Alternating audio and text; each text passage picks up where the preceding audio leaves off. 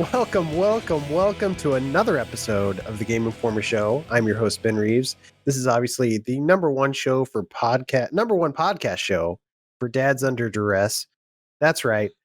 Here, with me today, Blake Hester. Hi, Ben. Thanks for having me. Real quick question. What's your favorite Smashing Pumpkins song? It's I threw it on the ground. Okay. I love that one. Good stuff. Can't get enough. Alex Stadnick. Hello, friends. What did you say? Disgruntled dads?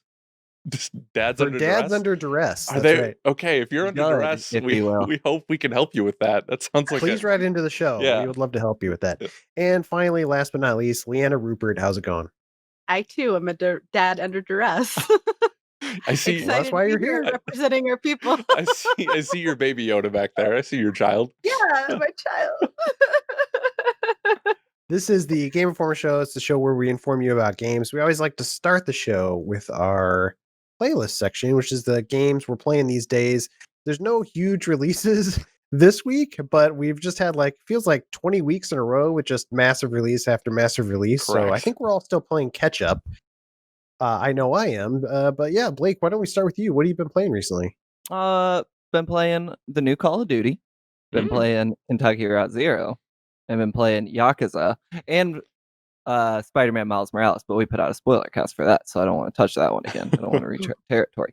But I've been all over the place, happy and willing to talk about all of them.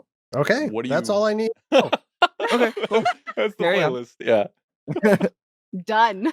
I want you to talk about whatever you're excited to talk about. Like Kentucky Route Zero is an interesting choice because it's an older game, and we haven't talked about it in a while. Since I've hosted a podcast, what you have some interesting insight into it because you are from Kentucky. I am from Kentucky, and the game is about you. It goes to your house. Kind of, in weird ways, it is because it is about Kentucky, which is the only place I've ever called home, except for the 3 months I lived in Minneapolis as a Game Informer intern, of course. But also, the main character, not to get too dour, is a recovering alcoholic who lives in Kentucky, which I am as well. So it's a weird. It's not written for me, but it's like this unique cross section of my personal life experiences that come together. And this game that I honestly worried would romanticize Kentucky, which is a fine place in and of itself, a place I like sometimes. But it doesn't romanticize it. If anything, it shows Kentucky as the place it is, which is, we're a southern state. Like a lot of southern states, we're a very rural state. I live in the city, Louisville, but we don't have many cities here. We're a state that's was affected by the 2008 recession, which is what inspired this game when they started developing it. Because I think the first episode didn't come out till 2013. We're a state ravaged by opioid addiction and addiction in general, and this game is about those things, which I found really interesting. I don't play the game and it doesn't feel like some love letter to Kentucky. It feels kind of like a bird's eye view of what living there is like, which is an interesting angle for a game. I don't know any games that have explored Kentucky before, especially in this detail. Even down to the way corporate expansion ruins communities. This game is we're going to put that on display. And I have just found it a great series of vignettes because it's episode based of, look at what rural America in the South is like. I recommend everyone play it. I think it's one of the best. How much do you think the Kentucky aspect worked for you? Because I personally have not ever lived in Kentucky. I've never even been to Kentucky, I don't think. And I played the game and hearing you talk about it, I'm like, oh, that's cool. A lot of that stuff I think went over my head and I didn't even realize that made a big difference. Because I played the game and it didn't click for me. I think I made it into episode 3 and kind of fell off. So pitch it to me in a way that's yeah, this is worth playing. This is worth finishing. I mean, the most broad pitch is it's a narrative adventure game with mystical realism. So if you want to see a big giant eagle that flies you around and end up in kooky little scenarios, then this is a game to play. But I think this game lives or dies on the way it handles its themes, because video games, in my opinion, often fumble when they handle themes like this. And this game does an exceptional job. So it's hard for me to pitch those things as separate from each other, which on the one hand, I'm too close to the game. I live in Kentucky, so I'm going to have that perspective. But I don't know how to recommend it without saying, like, this is a game that's going to talk about recession and debt. And if you're not going to vibe with that, like, maybe the imagery will be there for you. But, like, there's none of the adventure game trappings. This isn't a Tim Schafer puzzle game. You're not, like, collecting weird items and finding these obtuse ways to use them around the world. You're basically just clicking through dialogue and walking from point A to point B. So I don't know how to pitch it aside from to say, like, if you want an intimate view at where you live, if in my case, or to see what a state most people are never going to come to. Let's be honest. We're a flyover state, and that's fine. Like, if you want to understand what it's like without being boots on the ground, which you can't be right now for obvious reasons, this is a really exceptional game and a really well-written game and a maturely written game, which is a welcome thing after playing Call of Duty. Yeah, I definitely love the vibe of the game. It's got a sort of dreamlike feel to it. So yeah, it's a good like game to play at night, if that makes sense. I feel like there's games that are better during the day and games that are better at night because just the vibe is right. So Kentucky Route Zero is definitely great when things are quiet, things are dark, you're kind of alone.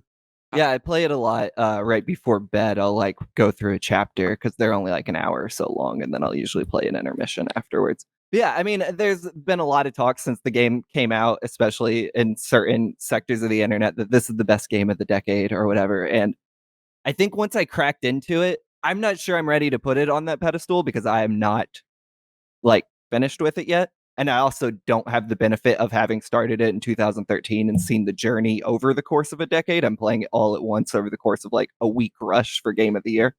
Yeah, it's easily one of my favorite games of the year, and if not one of the best games of the decade or whatever, at least a game worth playing if you're interested in, I don't know, those cliche things like interactive storytelling and dumb stuff like that. Those types of games are awesome. I was gonna say, yeah, for sure. Like storytelling games. But I'm just trying not to like lean on cliches because I think like this game has been talked to death, and what I found was special in it was maybe more intimate than what other people are going to get, which, I think is fine. Like if you get it and you're like, oh, this is just a great video game story, that's awesome. But like, I don't know, there's just, it's inescapable for me to love the game on the way I do because I'm from this weird place. Sorry, Alex. Yeah. I know it's November, and I think we're talking about a game that came out in, I don't know, March or April or something, but I think it's cool to like highlight games that maybe people missed and kind of resurface them again. So yeah, Kentucky Route Zero, I know it's a game of the year contender for some people, maybe not for me, but I'm glad they're having fun. So thanks for sharing, Blake. Did you want to talk about Call of Duty? Were you excited about that? I'd be curious. Did you play the campaign? Is that what you're unfortunately. Unfortunately. Yeah. Okay. Yeah. It's a tiered experience. Let's jump into this. Zombies rad. You're a zombies guy. Okay. Yeah. Well, I'm not. Zombies is awesome. This is the first zombies I've played since high school, and I love it. I'm having a great time. Multiplayer, I think, is getting there. I think the campaign is garbage. Wow. Not garbage. Wow. Why? How so? The KGB mission is fine. I think the missions are boring and uninspired. I didn't like Modern Warfare's campaign at all either, but I thought the missions were at least cool. I could look away from my war crimes to be like, at least it was a cool mission. But like this game, I think it just falls into the worst parts of like Reaganism, and the way that stuff is used is really gross to me. And there's a lot of people who are going to say this way smarter and more eloquent than me, like Yusuf Cole at Polygon and Julie Muncie at USG and Rob Zachney at Vice. I recommend reading their pieces. But that's the summation of it. I just don't vibe with their thing. I don't think it's inherently wrong. It's just not my thing, So this game, I think, was never going to appeal to me, but I felt like I should see it through. I don't want to step on anyone's toes that liked it because that's totally fine. And I feel like I'm already doing that, but it just was super not my thing. And I did not like it. And on top of that, I just thought the missions weren't great. I'm not the controversial one this podcast episode. I'm not used to this. Yeah. Is that a controversial opinion? Because I've heard some mixed things across the board about this. I'm just saying with like the spicy takes. Yeah. And I like it. I like it. I don't know how spicy it is. It's just like, I think these games, because they're billion-dollar games that are marketed on billboards and in front of NFL games, have to be like, we're apolitical. But like, I don't know if you are. Like, it feels like Yeah. it leans into That I'll agree if with. you use a real president in a real country and the Iranian hostage crisis, you're not apolitical. You can't masquerade these things. They're not Halloween costumes you get to use as a story. That's fair. And Yeah. I think this game, intentionally or not, I don't know if this is intentional, but it does it. Like, it leans into the worst views of America and Ronald Reagan and that whole era of the 80s, and chooses to ignore certain things that aren't excusable, in my opinion, and where I fall on the political spectrum. And so when I'm like, I don't think Woods is a bad, I don't think Ronald Reagan is bad. These are like war criminals. So to have this game that feels like an ad for these people and an ad for It's like glamorizing something that you think exactly, should be glamorized. like there's like a Top Gun cutscene in this game that I was just like, I'm not hoorahing with you all right now. I don't like what this game's asking me to do. So I don't know. I felt the same way about Modern Warfare, but the missions weren't cool, so I didn't even have those to hold on to. Like, but zombies are great. Yeah. I love zombies. There were a few missions in the Call of Duty campaign that I enjoyed. I did like the KGB one. I thought once it opened up and you had these like That one was cool. Yeah, once like I don't want to call it immersive sim-y, but it was like immersive sim. It was a nice change of pace. Yeah, for sure. There was interesting angles, and the set piece was kind of cool, like running out of that building, committing The some other war one too, where you're crimes. sneaking through the city at the beginning at night. Oh yeah, That was cool I about had that. a bug with the lock picking, so it tanked that mission. Oh, for me. no. I couldn't lock Yikes. pick the Oh, door. It yeah, took me like that's 20 unfortunate. minutes. yeah. But yeah, I I think the sorry, finish. zombies and multiplayer No. though, all good. I guess this may out myself as ignorant, and I'm trying to get better at that. But I definitely went into this game with the lens of more Michael Bay than actual like politically charged. You know what I mean? So in that lens, like I was like, oh, this is good junk food campaign. But I probably should educate myself more on. Well, no, I think that's like a fine way to consume those things, and it's probably the way to consume those things. And I'm sorry if I'm like being too much right now No. or whatever, but No. like You're honest. I think that's that's good. yeah, I think that's a good way to consume those things. But I think Call of Duty, if you're gonna do that, do the dumb thing you did with Modern Warfare and use a fake country, I guess. Like, don't put Ronald Reagan in here and make him look like the savior of mankind. You know what I'm saying? Like, don't use real things to propel your quote unquote apolitical message. And to be fair, I don't know if they went out and said this one was apolitical, but I'm sure they did. Yeah, there was definitely a thing with that last time. Yeah. So like when you're using stuff like that, it's hard for me to personally look past it. Like, For sure. you know, make the Shadow the Hedgehog president in this, and I'll be like, sure, it's a dumb Michael Bay thing, Yeah. but like, not when, you know, Yeah, it is what it that's is. totally That's reasonable. totally the direction they should go. Is Shadow the Hedgehog Yeah. should be president in the I next love Call that. of Duty. That'd be I would love cool. that. I'd be Call into us that. Activision. We got you. I will say going from a level of like Black Ops 1 is one of my favorite COD campaigns. Sure. I love all the performances in it. I think they did a great job of the Soviet brainwashing mystery, like that kind of stuff. So I was really, and they seem to lean in on that for the promotion of this one. And I didn't really feel like we got all that. I won't spoil anything, but like things ramp up towards the end in a cool way. But there's the middle section of that game definitely lags a little bit because I'm like, Yeah. when are the numbers going to start to flash? You know what I mean? Like that kind of stuff. It had the pacing of Black Ops 3, I felt like. I really liked it. We talked about this last week's podcast, like this exact thing of the campaign and stuff. Yeah. And I don't know. I liked the campaign a lot, but that was my only gripe with it. Dan and I talked about that of I wish I would have loved it a lot more if they did somebody other than Reagan. Sure. I think most of us know, like, Yeah. let's be honest, like we know what kind of a person and what kind of a leader he was. If I feel like that whole narrative would have been a lot more cohesive if they had a different face on there.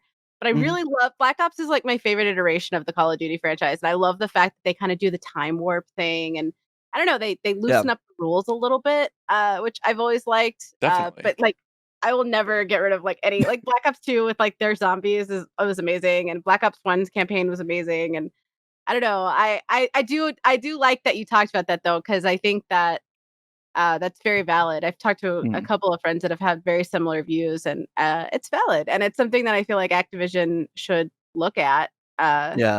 Because you can't have both sides. You can't say you're really political and use real figures, because at that point you are taking some kind of a stance, whether you mean to or not, because you're painting that picture, and that's a bias. And no, I like it. I'm glad you talked about that.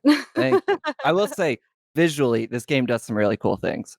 There's a Vietnam mission, without spoiling anything, where this game was melting my little brain a little bit, and I was like, that's good. Yeah, it was so good. There were this is a different aside, but like there were moments where I was waiting for the game to load, and I was playing on a PS5, and I'm like, hold on, I thought load times were gone. I thought we weren't doing this anymore. Right? Yeah. So what happened here?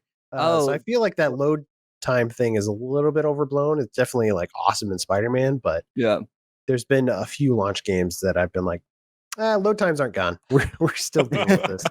Yeah, well, they hide them behind the like narrated cutscenes, right? Which is just like what they've always done.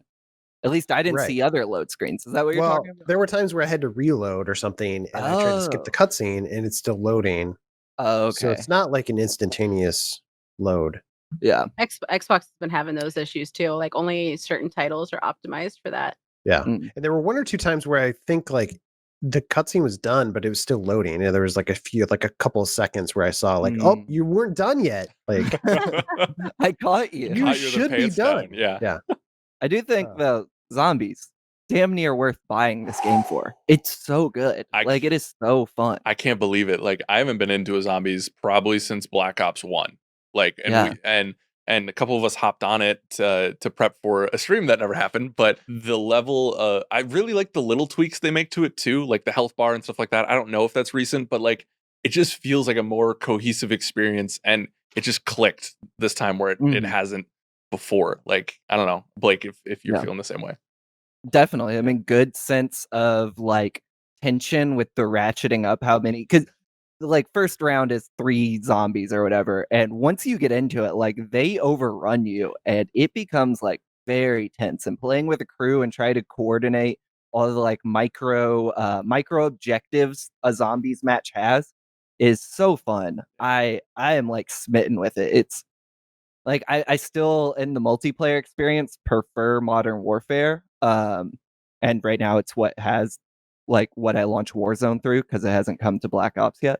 So I'm still leaning to that game overall, but like if I'm booting up Black Ops Cold War, it is to play zombies. Like I absolutely love it. For sure. I feel like the multiplayer, I know we'll wrap up this quick, but I just feel like they took staple like things that Modern Warfare did, like, and weirdly enough, like the weapon mounting, the doors opening, and the double tap to sprint. Those felt like those should just be staples, not innovations by specific companies, you know what I mean? And by removing those, I feel like the multiplayer loses something a little bit. I actually like the time to kill a little bit better in Black Ops, but that's the only thing that I've enjoyed a little bit more. Are you playing core or hardcore? Core. So on hardcore, the time to kill is like a nightmare. Oh, really? I mean, it's always tough, but in Modern Warfare, you get like 2 bullets, I guess. And this one, it's like I can't even play hardcore, which bums me out, because that's generally what I play on, because it's like I'm not good as it is. Like I'm competent enough to play on hardcore, I guess, but like the time to kill is just I spawn and die immediately. So I don't know if that gets tweaked or if that's just part of the experience, but it has changed how I load into multiplayer. For sure. I hope they make some changes, because just like comparing it to last year, like even with all the games we had coming out at the end of the year last year, I was still making time to play multiplayer for Modern Warfare. And this year it's just it's not, Black Ops is not sticking with me to the level that Modern Warfare was. I hope that changes, because I like some of the things in the multiplayer, but it's missing some of those staples that Modern Warfare put in. Well, you've been playing anything else, Alex? Obviously Call of Duty. Oh my goodness, Ben Reeves. Demons. Do you play games? I don't actually. I don't know why I'm here. Fake gamer. Fake gamer boy. Demon Souls has consumed me in a way that I did not think was going to happen. like we said, we have so many games to play. You guys have been raving about Yakuza, and I can't pull myself away from this damn thing. And Wow. I was the most. Welcome. It got it's bad because like quickly I had a save on a different PS5 that didn't transfer over of my like main character that I was rolling. I already beaten 3 bosses or whatever, and like I just couldn't get it back. So I sat there. I was like, okay, either I quit this game totally, because then I went back to the other save that I had that I streamed with the knight character, Thanos designed character, the purple boy. Yeah!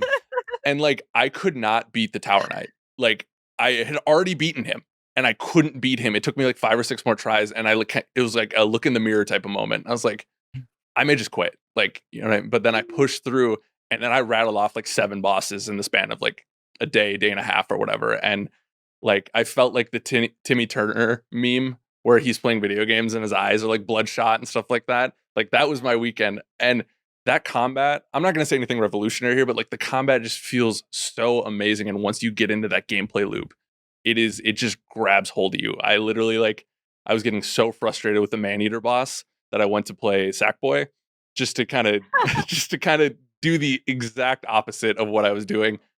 And I got through like a level or two. I was like, I have to go back. I literally couldn't keep myself away.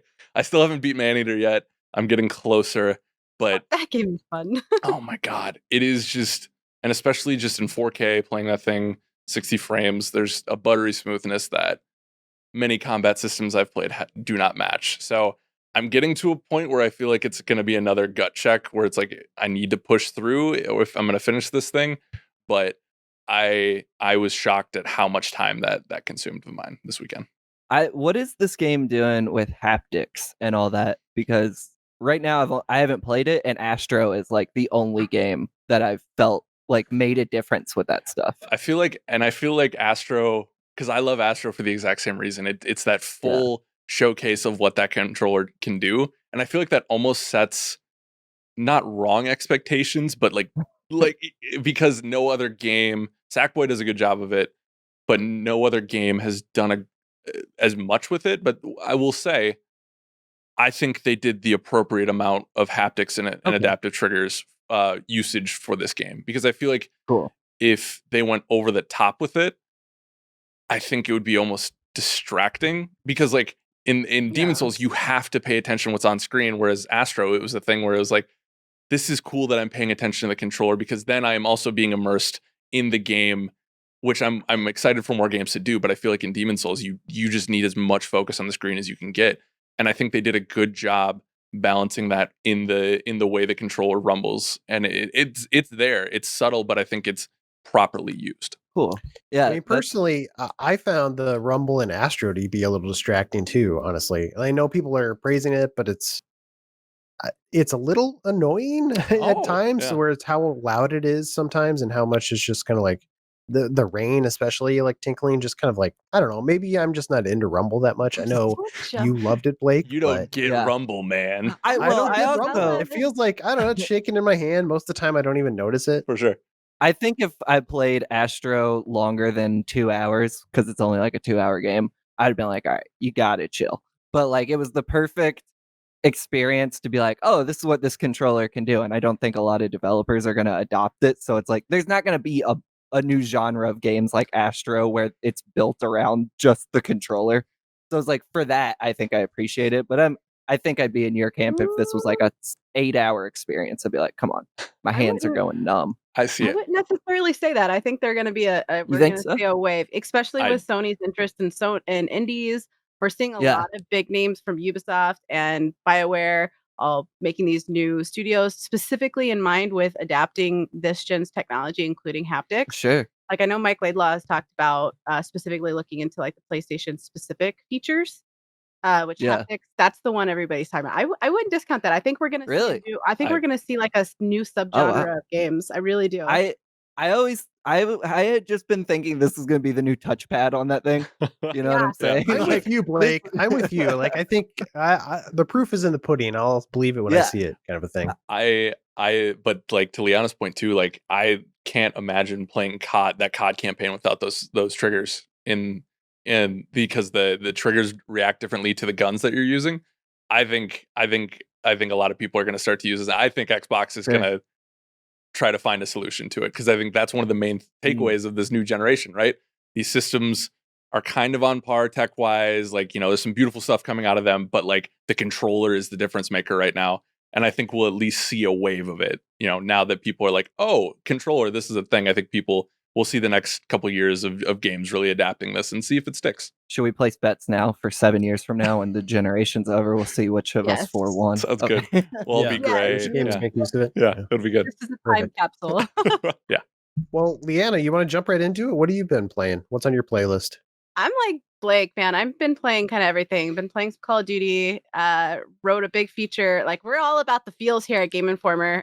He was talking about his past. We just put up a feature from Yakuza Like a Dragon, from a homeless perspective of growing up homeless, and how I really liked how they stayed true and didn't misrepresent that community at all. But my biggest thing, and like you guys got that message at like 1:00 in the morning when I finally cleared the new raid in Destiny 2. I like started dropping like screenshots like, guys, I did it. I finally did it.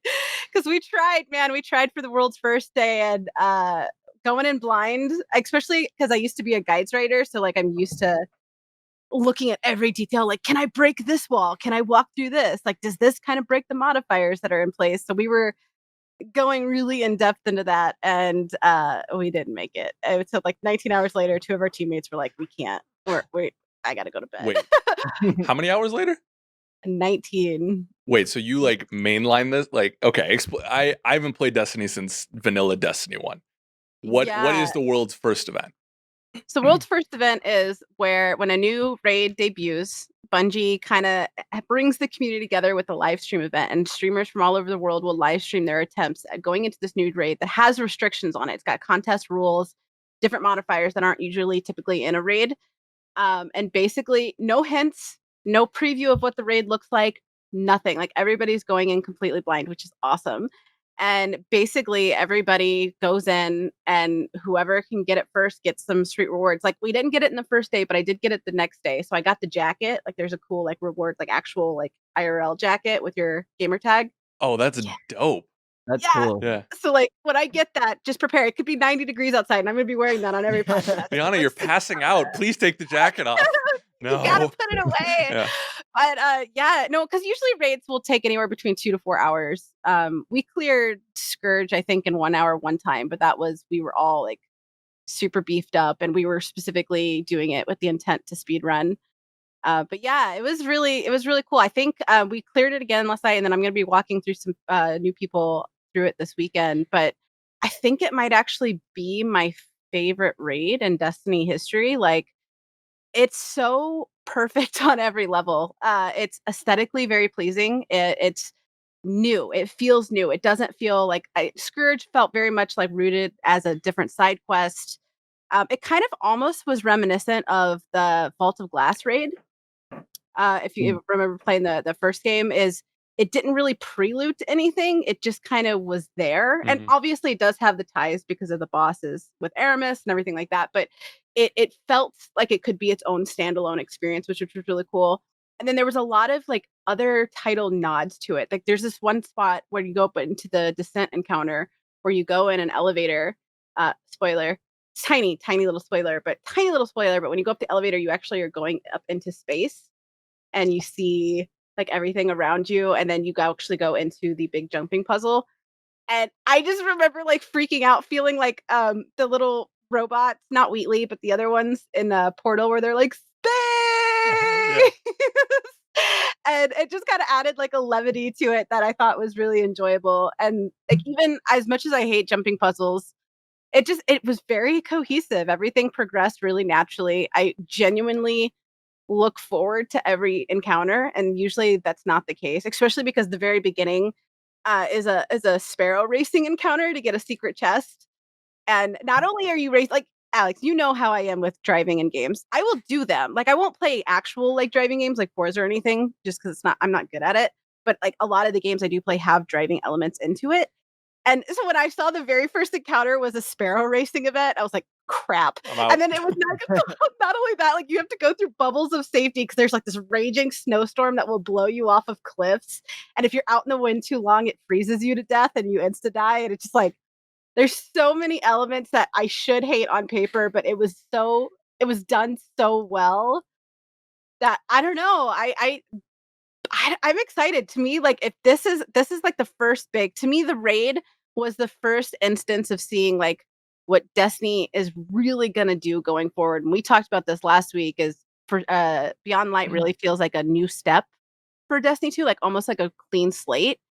But for me, the true test, and Matt, Miller and I talked about this, is like the true test is what the raid looks like, because the first Destiny had some hiccups with their raids. And I feel like there are a couple of raids in Destiny 2, specifically Scourge, which I know a lot of people do like. I don't understand why.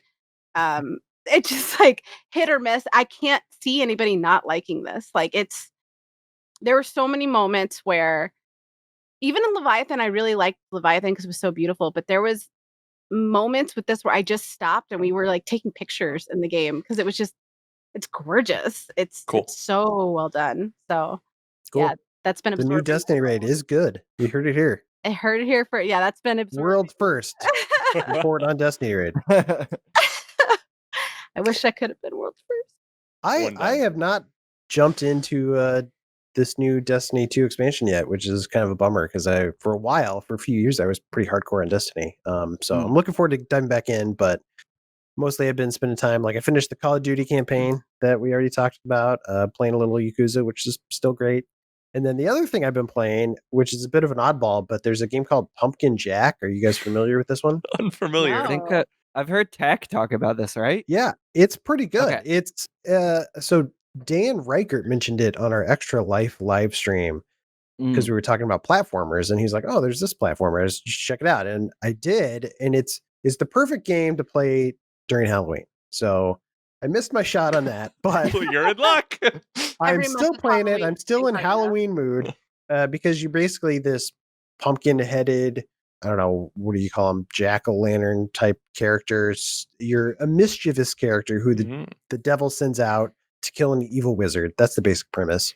Naturally. But it's a platformer. It's kind of like a PS1 era game in vibe, but it has some modern systems in there. It looks like a modern game. It's a modern indie game.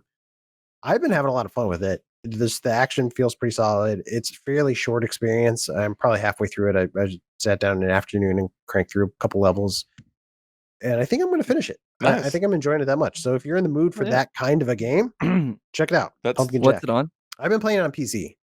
Oh, okay. I want to Is see it on anything else? I was going to say, Good question. It sounds like a good Switch game. I want to see if it's on there. Yeah. Is this why you were listening to Smashing Pumpkins earlier? That's exactly why.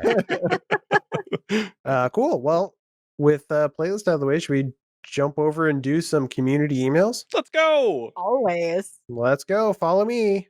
Now walk out of frame. There you go. Walk out of frame. No, too late.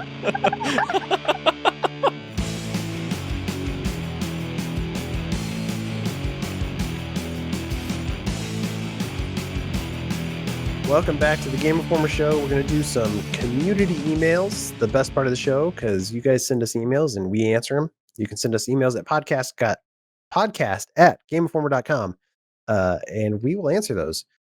Real quick, though, before we do that, I want to be straight with you guys. I know I put on a pretty good air, like I'm the best host around, and don't make any mistakes. I know you guys have this vision of me, but earlier I forgot to say that we have an interview coming up later on in this show. I totally overlooked it, but I want to make that clear now. We have an interview with Josh Tsui. He's the director for an upcoming documentary called Insert Coin, which is a look back chronicling the success of Midway during their arcade days. It's think of games like Narc, Mortal Kombat, NBA Jam, Smash TV, which is one of my personal favorites. So check out the documentary, but also stay tuned for the interview with Josh. He was also, and this is a fun fact, he was also the model for Sub-Zero in the original Mortal Kombat game. All right. He came up at Midway Chicago, right? Like he's he's making a documentary about like his old company, right? Am I spoiling the interview? Yeah, he worked there. Yeah. Well, now you don't need to listen to the interview. Thanks a Keep lot. it for the interview. Here's the oral history of Josh Tsui by Blake Hester. Sorry. Yeah, it's a fun interview, and Blake isn't in it, so you can be excited for that. But yeah, we got a bunch of emails we want to go over. These are questions people sent in, podcast@gameinformer.com once again, such as this first one. Esteban from Chile writes in. I think this guy writes in a lot. I tend to notice, Esteban. Thank you for listening to the show. Thank you for writing in. We really appreciate it. Esteban says, lately, I've been playing a lot of very long games, and I feel bogged down. Don't we all? I would like to play some shorter experiences as a sort of break. What are some of your favorite games that can be beaten in an afternoon or two? Astro's Playroom. It is, if you have a PS5, Astro's great. 100%. We already mentioned Pumpkin Jack, which is another good one. Pretty much most indie games are pretty player friendly. Definitely, if you're interested, indie games have no qualms about doing weird. So if you're looking for something weird and short, oh my god, there's one. What is it called? It was like the heavy metal coffee game. It's not Coffee Talk. I can't think of what it's called now. Oh, it's on the tip of my tongue. I knew I wanted. Oh, Google heavy metal coffee game. Literally, it's like an 8-bit type adventure, and literally you go around shooting monsters and aliens with lasers while listening to heavy metal and drinking coffee, and it's the most incredible experience in the world. If you like narrative like games, like Blake talked about this earlier in the podcast of narrative adventures, but like Telltale games are really good for that too, because they're episodic, so you can play at your own pace. Or Life is Strange if you want to cry and hate yourself and feel like the world is doomed. Well, yes, that sounds lovely. Positive vibes only, fam. Yeah. There's a game called Tree. Are you guys familiar with this one? No. It's like super indie, and I think you can beat it in like half an hour or something crazy. So it's super short, but you're basically a kid who plants a tree and you watch it just grow. It's more of like kind of an interactive short sequence than anything else, but it's pretty neat. I recommend that. There's another game I played I'm looking up this coffee game earlier that was Manifold Garden, which is the game that came out, I think, in Apple Arcade or something earlier, but it's on PC now as well.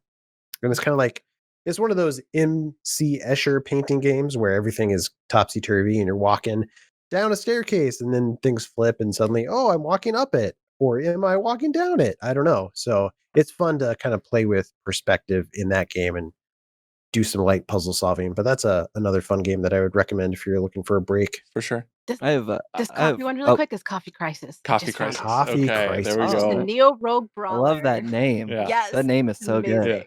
I may be bending the question here a little bit, but like for afternoon games or pick up, put down type things, I like usually endless runner type things. Like I think the Alto's Adventure and Alto's Odyssey games are really good for that.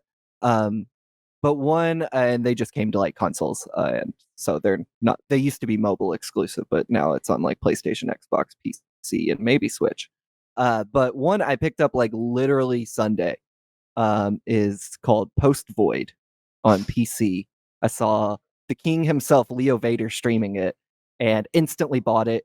The way it's a roguelike, it's kind of like a first-person Hotline Miami roguelike type game, like you're running through the levels against a clock, but also against enemies, shooting them or they shoot you. And I think your health goes down based on time and also how much damage you're taking. It's not one hit to kill. I think you can get 3 or 4 depending on where your health is. It is very cool. It has an aesthetic. It looks like if Beavis and Butthead made a game, this is what they would make. It's just like gross and hyper aggressive and violent, but like really, really engaging and enthralling. And I had an absolute blast with it. And there's no real story. You just do a few runs. So I would recommend that. For sure.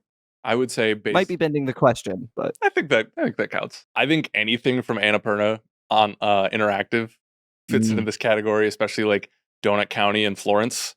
Kentucky Route Zero. Two of the I would say those two, especially like Donut County got me laughing out loud at times. I love that game, and I think it's on basically everything at this point. I played it on mobile.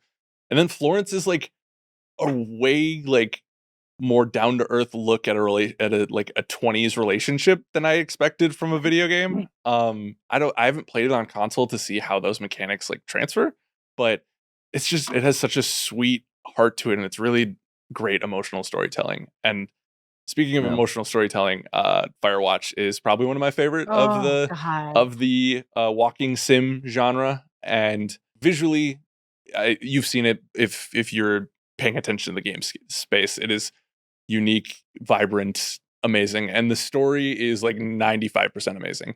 The ending it leaves something to be desired. I don't hate it quite like other people do, but like that's another one where I just walked into it not expecting that gut punch of a beginning, but there's something like freeing but also lonely about that experience that is really good.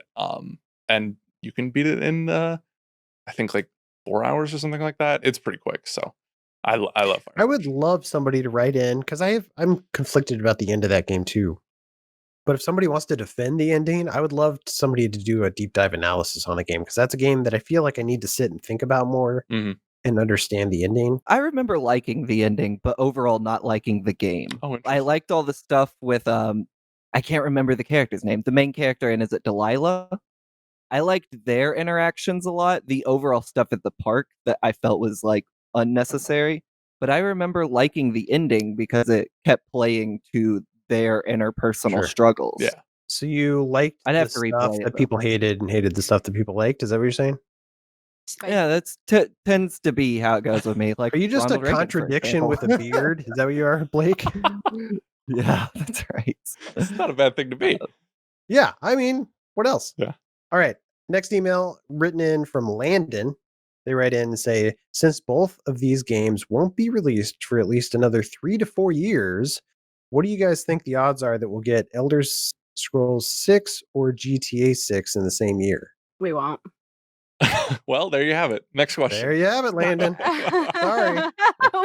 We won't. I don't think we will either, only because Elder Scrolls 6 is like super far off, because Bethesda's putting out that other game, the space game. Starfield. Oh, right. Skyrim, or Elder Scrolls 6 is like barely out of storyboard phase. Like, it's going to be a long time before we get that. And Rockstar is very like strategic, especially going forward. Because like right now they're currently focusing on Red Dead Online. Because I feel like people are talking about Red Dead Online and they're like, it sucks. It's like, I feel like you guys forget that GTA Online also sucked when it was first launched. Was unplayable that first week or two. It was so bad. For like the first year, it was done. Like, there was no point to it. Like, it was the most pointless cash grab in the history of pointless cash grabs. But then they continued building onto it, and they're obviously going into that next phase of this. And we've talked to Rockstar, and they've said this. Like, we know we're doing the same thing we did with GTA Online when it first launched. We're fixing it. Like, we've got really big plans for Red Dead Online, and they just like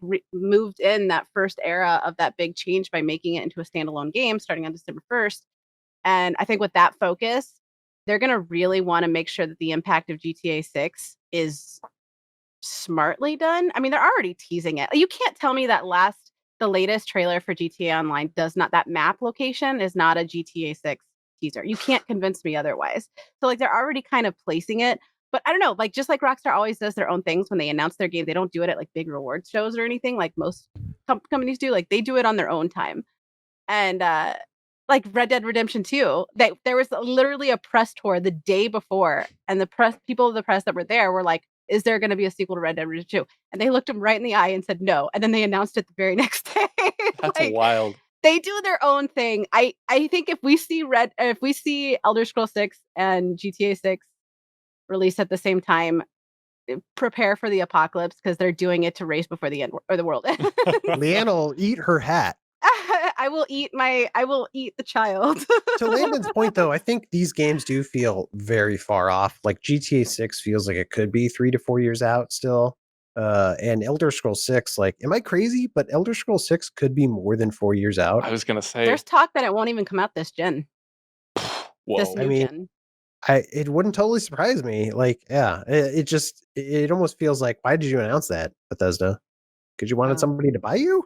Well, I mean, they said why they announced it, like, because that was during the whole Fallout 76 backlash. Yeah. of like, remember that whole, like, they did that big showy, like, hashtag save single player or whatever the hashtag was. Yep. Yeah. It was this big whole to do about, because EA was getting like buried for their nobody wants single player games. And Bethesda was like, oh, we're gonna be the good guy here. And then we love single player games. Here's Fallout 76. And then Sony pushed them aside. It was like, hold my beer. We got this. Yeah, hold my beer. And then Todd Howard and Pete Hines both have said numerous times, like, look, like, we wouldn't have announced that under any normal circumstance, but you guys were freaking the hell out about us abandoning single player games. We just wanted to let you know, like, no, we're not. Like, we still have some of the works. Like, chill, just trust us a little bit. This is one game out of a host of games that we're working on that we just wanted to try. I know Fallout 76, that's been in concept, not under that name, but they've been wanting to do an online Fallout experience for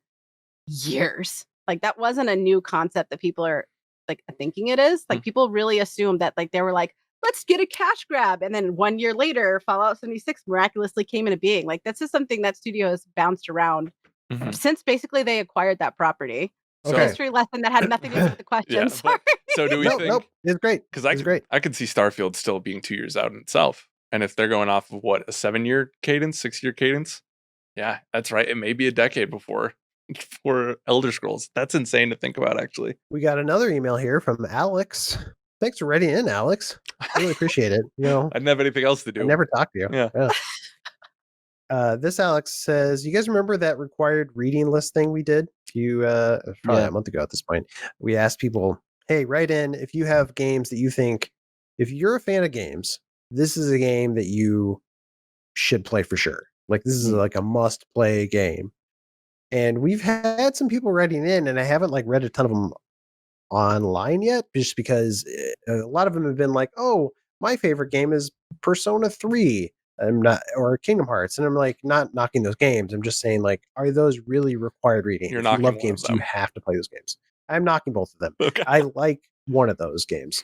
But I want the hardest hardcore. And this guy has an interesting idea. Alex says, I love listening every week, and I have enjoyed the recent required reading and character ranking segments. As such, I offer up a pretty standard pick for required reading that I don't think anyone has written in about yet. The Last of Us. The game is built upon Naughty Dog's penchant for constructing awesome set pieces with Uncharted 2 in its cinematic, character-driven storytelling. But some think the gameplay is a bit generic. He says he loves it. At least for the narrative, I think everyone should play it. I don't know. What do you guys think? Do you think this is definitely one of my favorite games of all time? Yep. It's interesting in light of 2020 because now there's another Last of Us that we kind of like clouds the memories a little bit. But what do you guys think of that original game? Is this a game that everybody should play? Unequivocally, yes. If you have the stomach for that level of violence and sadness, yeah. I think that original game pushed video game storytelling in a way that very few had at that time. I actually disagree with the comment about the combat and the gameplay. I think the clunk of it was inherently building into that tension. You know, if you had to assemble a Molotov in a hive of clickers, like, I don't know, to me it raised the bar for integrating gameplay and story. And I've played Last of Us within the last year or two to get ready for Last of Us 2. So I think it's one of the best video game stories we have in the medium today. So I definitely think this should be on the list. Blake, Leanna, you guys are mysteriously quiet. I'm sorry, Alex. Get it. Let's go. Last of Us is a really charming story. And I say charming as in not innocent, but it is a very good story. It's enjoyable. It's very enjoyable. Prefacing that comment section. I don't think it's as revolutionary as people make it out to be. Like I hear, and this is not negating anybody's opinion. Like, this is purely my opinion. This does not negate anybody else's enjoyment or how everybody else perceived the game, because the game is the narrative alone is very complex. The characters evolve in a way that feels very natural, very organic, makes you care about the characters. Obviously, I'm a huge fan of narrative-driven games, so I love it when a developer can make you just want to know these people. I want to know more about them. And they did great, and it was good, but I didn't feel like when I was playing it, I put it down a couple of times because I kind of started getting bored with it, and I would come back. It was one of those games you talked about earlier about playing games only at night. I would only really play it at night. If I tried to attempt to play it in the daytime, I had no attention span for it. It didn't grab me the way I kind of was expecting it to. And that might be on me because I didn't play it at launch like a lot of people did. I waited to kind of hear how, because I don't like zombie games. They're kind of really played out. Even at that point when they weren't as big as they were, like 2 years ago, I was really kind of burnt out on that whole genre. And I waited to hear, and then everybody was just like, no, you're never going to play a game like this in your life. It's amazing. It's the best thing in the world. So maybe in my head, I might have amped it up a little bit too high, but I don't know. I just, the beginning stretch of the game, it felt very expected. Like, okay, cool. Like, everybody sucks. Everybody's assholes. Everybody's in the survival mode. Dope. Like, it was just like, I don't know. There was nothing that really surprised me until much, much later in the game. And that's not unheard of necessarily, but I think if you like this game, if you're looking for this type of genre, yes, it's required reading. Don't go into it thinking it's the best thing in the world, because then you'll be pleasantly surprised if you feel that way. She said yes, guys. After all that, she said yes. I guess for me, like, with the caveat that I think maybe Last of Us is one of my favorite games. I don't know, top 25 probably. Give it a little extra wiggle room at the end instead of top 10. Good hedging. I don't know if I think the story is what makes that game interesting. I think it's a good story. I think those are well-written characters. I think Neil Druckmann can write, and I think his partnership with Haley Gross on Last of Us Part 2 has further proved that, he's a good writer. I don't think the story does anything interesting. I think, and that's fine, like, your story doesn't have to be groundbreaking. It can be a good version of what's come before it. So I don't think it pushes video games as a storytelling medium. I just think it's a really good story in a video game. It's still just like watching, but the gameplay I do think I find interesting. Not in the sense that it's the greatest in the world, but the way I guess it's similar to when I talked about Kane and Lynch 2 as required reading, the way the camera amplified gameplay, the cumbersomeness of The Last of Us to amplify its themes, I do find interesting. So in that sense, maybe, I don't know. To Blake's point, like, that's why I love the multiplayer. Because that's a great, yeah, for sure. That multiplayer, I think, is truly like a really cool take on PvP type stuff. So I guess I would hesitate to be like, you have to play this because you've never experienced a story like this. You probably have if you read a Cormac McCarthy novel or that's where I'm at. See, that's where I'm at. Like, yeah. But that's like, I think that's fine. Yeah. I think it's fine because it can be derivative and be really good. But I'm not going to personally say video game storytelling was fundamentally changed forever because of this, other than we got a bunch of sad dad games. But I do think the gameplay is a really cool example of AAA gameplay that uses its narrative themes and gameplay in tandem to amplify each other. That game is not fun to play, which you could use as a criticism for it. But the counter argument is, should it be fun to play? And these things are things we've talked about for 8 years at this point. But like, I think that's interesting. For sure. Do you guys want some useless trivia about this game? Only always. Desperately. Ben's like, Leanna, shut up. This game actually changed the course of Troy Baker's career. I had an interview with Troy Baker a couple years ago, and I have it on video if you guys ever are interested. But we kind of went off topic and started talking about like philosophy and things like that. But Troy Baker got to a point in his career where he was kind of becoming a little bit of an egotistical. And he was telling me, he's like, Neil Druckmann like changed my life, because when he was doing the work for The Last of Us, he was like calling the shots. Like, no, I think this should be like this. He was kind of playing in the role of director, and he wasn't supposed to be. And he was talking about, I can't remember the quote off the top of my head, but he was talking about, he was like, he gave it into perspective of my role. And in that sense, it made me a better character and a better voice, because he was kind of spreading himself out a little bit. But he was talking about how he was kind of giving direction in a way that could be seen negatively, like bossy and domineering. And Neil pulled him aside and he goes, you gotta stop. He's like, my job is to direct. My job is to make sure that you know where you need to be, and your job is to do it, to see that vision. It was really interesting.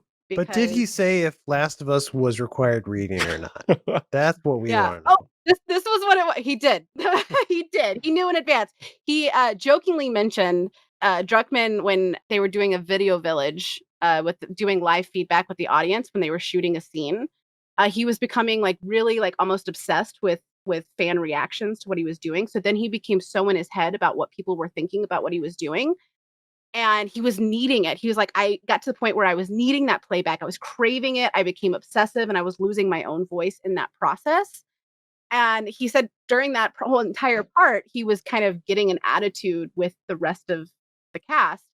And then Druckmann goes, I know, or he jokingly said to Druckmann, he goes, I know this is your first time directing, but this isn't my first time shooting, when he tried to give feedback. Oh my God. And Druckmann looked at him and he's like, what you need to do is trust me. Your job is to be viewed and not to view. And he said that like one sentence like changed his entire career, that it went from like this formulaic obsession to remembering kind of why he fell into the craft he fell into. And he said eventually that like completely altered how he approached the entire creative process, which I thought was really interesting. And that has nothing to do with anybody's questions. So carry on. This will be my last time being on this podcast. Ben, I'm curious to hear your thoughts on this and everything that's been said here. I don't know if I had a ton to add. Like, I thought you guys had a bunch of great points. When we started doing this required reading thing, I guess in my naivete, my young spring mind, I thought that people would write in, with like, oh, the original Super Mario Brothers or Tetris. Like, these are the games that every gamer has to. I was thinking, like, I don't know, like the Strong's Museum Hall of Fame style kind of thing. But it's been fun to like see like what people write in about. It's like not those games at all. It's like these are people's games that they really care about. And in some ways, maybe that's a more interesting list of like, these are things that really resonate and I love and it really resonates with me. I want everybody else to share in that experience. So for me, I agree with the person who wrote in, Alex. Oh, Alex, yeah. I'm right here. Last of Us really resonated with me. It was my favorite game that year. It really it hit the emotional core well, and I really enjoyed spending time with those characters, even if I agree with you on some level. There were elements that I'd seen in other places done just as well or even better, but it didn't matter because like it was new for video games. The medium. It was new to me. Yeah. And I really appreciated that. And so on that level, I can see like, I think it's worth playing. It's worth everybody who's like, I really love games. It's worth them at least checking it out. Yeah, I'm sorry if it seemed like I was like belittling the game or anything. No. I just like, no. But I would say Last of Us Part 2 required reading. I don't know about the first one. This is oh, interesting. It brings up a good point though, is like a game, and that's just some kind of the trend right now is if a game's not game of the year, it's not worth playing. Like you don't have to enjoy, you can simply enjoy a game. I think that's why games like Fall Guys and Among Us are doing so well, because it kind of brings us back to that simplicity of enjoy it. And it's fun. And that's the thing too, is like, Blake and I, even though I disagree with Blake, we're gonna play Call of Duty again. Like, you know what I mean? Like, it's you guys are playing Call of Duty without me? No, we've never played Call of Duty. We did, actually. I'm sorry. We did. Yeah. We did. Hurtful. I'm sorry. We can talk about it. Now Leon and I are friends. But like, I like that we're disagreeing about this. And like, I think that makes for more interesting content.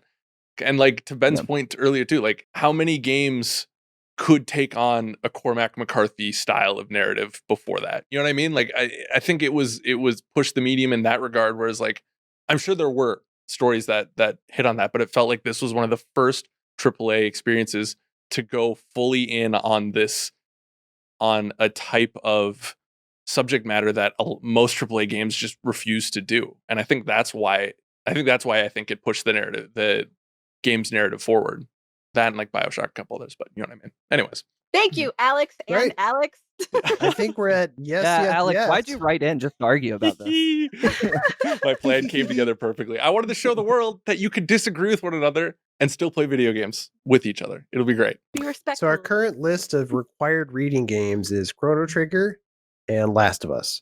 So wait, there you I go. put Kane and Lynch 2 on there. I guess Blake snuck Kane and Lynch on here when I wasn't looking, but Kane and Lynch 2, not number 1. Yeah. Well, you should have been specific. Well, there we go. That's the required reading list for today. That's good. That's the Game Before Birth show. I know I promised you guys some character rankings as well. You guys want to dive into that? So many characters, find out where they go on Game Informer's arbitrary ranking show. It's science. So we have a list on our website. It's called the Game Informer's Ultimate Character Ranking. Sometimes people refer to it as meaningless character rankings because they're being rude. But this is a list that features every video game character known to man, and we're going to rank them. So we're partway through our task. You send us the list of like your 3 favorite or least favorite characters in a game, and we will rank them on our list. Currently, we have, 42 characters on the list. Starting at number 1, Arthur Morgan from Red Dead Redemption 2. He's number 1. Followed by Ellie is number 2. And then all the way down at the bottom, Ashley Graham from Resident Evil 4. That's messed up. Ashley's all right. Is she? It's funny. Look at the list, man. It's funny doing this and how she's better than Kratos. All right, hold on now. Let's not insult the list. Now we're getting to a point where this is Big Daddy. Who is Blake. Luigi Mario? All right, Blake, do you want to be a part of this or not? I'm sorry. All right. We take this seriously, all right? Oopsie. Jacob from Edwardsville, Kansas writes in. He wants us to take this list very seriously. He says, longtime magazine subscriber and faithful listener, you guys are one of my favorite podcasts. Thanks, Jacob. You guys have been a fun distraction in these wild times that we're all in. So that said, I have a few of my favorite characters that I believe would be a great addition to the ultimate character list. So the first character, you guys ready for this? Let's do it. Think long and hard about this. Character 1, Agent 47 from the Hitman series. Jacob says, not only has he been around and beloved by gamers worldwide for years, I also think his history is super interesting, and the new trilogy has only been making his backstory even better. Besides this story, Hitman's gameplay is unique, and let's be honest, Agent 47 is 100% BA, and that should be on the list. Okay. Yeah, I don't know. He's right. He should be on the list. He is a video game character. I thought he was already on the list. I'm actually kind of surprised by that. He is not on the list as far as I can tell. We still don't have like Mario and Link on here, so I think 47. I'm not surprised yet. I'm not surprised. Didn't we have like the entire Pokemon on the list at one point? That was a typo. It should be Pikachu. Yeah, somewhere between Arthur Morgan and Ashley Graham. What do you guys think? One spot below Ashley Graham. Whoa. You think he's worse than Ashley Graham? I got to build her up. I was going to say, are you doing it because you don't like him or because you want to get your girl up? Both. I mean, I don't dislike 47. I just don't know anything about him. Yeah. Like, then you can recuse yourself. You don't have to participate, Blake. That's fair. Well, I do feel like I need to fight for Ashley Graham, regardless. All right, great. This is going to be fun. So Sam Fisher is another, not necessarily hitman, but kind of a secret spy agent who maybe you could compare him to. Sam Fisher is currently at number 23. How do you guys feel about Hitman in comparison to Sam? Lower. Definitely lower. I love Sam Fisher. I love Splinter Cell, and I feel like he is iconic on another level. That's why so many people are like craving to see more of him. I like the Hitman series. I think it's a good series, and he's a well-developed character. He's fun to play. Like some of his movesets in some of the games are like absolutely wild. Being able to like slap somebody with like a briefcase. Couldn't you like slap somebody with a fish in the newest one? Yeah. There's a scene in the second one where he becomes not a travel agent. He becomes a what are they called when they sell houses? Real estate agent. Real estate agent. Yeah, that's right. It's close. Where he's like giving people a tour of his house, and he's like, "Oh yeah," like, and it's all super deadpan and pretty funny the way he like shows off, like, "Oh, look how awesome this kitchen is. It's plenty of room to murder people in." You know, everything's kind of framed around like him being a hitman. Yeah. I would want to see him maybe in the 14 spot. 14? Push down Ganon a little bit. I thought you said you like Sam Fisher better. I thought you did too. I do like Sam Fisher better, but I also don't think that some of these characters should be that high up. Joe had an axe to grind against Sam Fisher. I remember that episode. Yeah. I Really? like Liana's. If we're comparing the two, Sam Fisher and Agent 47, I like Liana's approach, where there seems to be some aspirations to make 47 a more complex emotional character in that new trilogy, but Sam Fisher's already there. You know? Yeah. He's true. already, like, game over game, they have made Sam Fisher a really compelling character. So if we're comparing those two, I would like to see Sam Fisher higher. I agree. He makes me feel bad. I don't know how much lower than Sam Fisher I'd go though, because the soul air of Astoria is like right below Sam Fisher, and I feel like that's a giant drop off from I feel Sam like Fisher to that guy. should be higher. I agree. I do too, Controversial honestly. take, Yeah. and I'm not supposed to say this, but like, I feel like Sam Fisher should be above Lara Croft. Whoa. Okay. I Where's know. Laura? Oh, okay. I know. In Sure, my sure. head, Sam Fisher's definitively a top 15. Now, whether we push to top 10, I think maybe a different conversation. But I feel like with the Splinter Cell fervor, the fact he's not a top 15 on this current list is a little suspect to me. Won't lie. Yeah. Super sus. But Yeah. in ranking 47, I guess I don't know. Can we just put him spot 47? and then just leave those I next couple of do spots? really love that I idea, think that's the play. but We should do that for a novelty. Yeah, do it. Let's do it. Done. it's so And Ashley eventually Graham he will finally become beat ranked someone. where he belongs. Like as Yeah. people keep showing up, he'll get pushed Yeah. further up the list. Can we do it with the caveat that Ashley Graham will go below him eventually as it keeps No. pushing down? I think No, that's this the. is messed up. I'm just trying to This read is the messed science up. here, Blake. I don't know. No, I think you're onto something. I think scientifically speaking, Agent 47 should be ranked at number 47. It's just our list hasn't been filled out enough for him to be in the proper place, right? Correct. Yeah. We'll only get to 45 this episode, unless we want to find like 2 more characters to rank real quick. No, I mean, we'll get there eventually. It's Okay. totally fine. Okay. What is your all's beef with Ashley Graham? She's a bad character. I mean, I don't really have anything against her other than that. Okay. Agent 47, he's clearly number 47 on our list So we're of doing it. game characters. Dope. I love it. We should just write it, have Mags write it in a code that cannot be changed Yeah, no matter it's- what. it's You can write it, forever it'll there. automatically revert. Next character. Uh-oh. Uh-oh. This could it be a- confusing. Is it a Dragon Age character? No, you're close. It is BioWare. It's HK-47, the assassin droid from Star Wars Knights of the Old Republic. It's another 47 number. What do we do with this? That is not a we- character I was expecting to hear. We got I think we put him at a tie at 47. I mean, well, let's think about it for a minute. I've sporadically been playing. This is Jacob again. I've been sporadically playing KOTOR when I got the chance on PC, and it's been a pleasant reminder why this game is to this day still beloved. A hallmark character of this game is HK-47. I normally play the darker side, so HK-47 is a strong asset in my party. Besides being strong, he's also got some dark humor that still hits today. Yeah, HK-47 is. I remember back when the game came out, he was like, oh, this is like one of the best droids that they've ever made. And since then, I feel like they've introduced new droids, obviously BB-8 and what was the one from Rogue One? What was his name? I know who you're talking about. The one from Rogue One kind of like gave me some similar HK-47 vibes because Yeah. it's another like kind of Rebel Alliance droid, and he's still got some of that evil personality in him. So, but yeah, HK was super fun. I don't know. Do you guys have any love for HK-47? It's BioWare. I also too have been in a huge Knights of the Old Republic kick lately. That's a game I always go back to if I'm like really stressed or feeling over. I don't know. Am I the only one that gets like overloaded by games? Like if there's too many games to play, you get a little bit stressed out. So instead of playing any of them, I just go back to a game I love. Yep. I just kind of disappear for a little bit. That's been my game. So if you guys ever want to play, I'm on Steam. But no, I like it. I like him because I feel like people, when they see like robot characters, they kind of expect a robot-like personality, and he's sassy.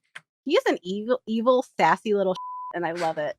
Not evil. He's not evil. He's not evil, but he is very sassy, and I appreciate the dark humor. I think he should be high up on that list. Not high. I would say like bottom 20.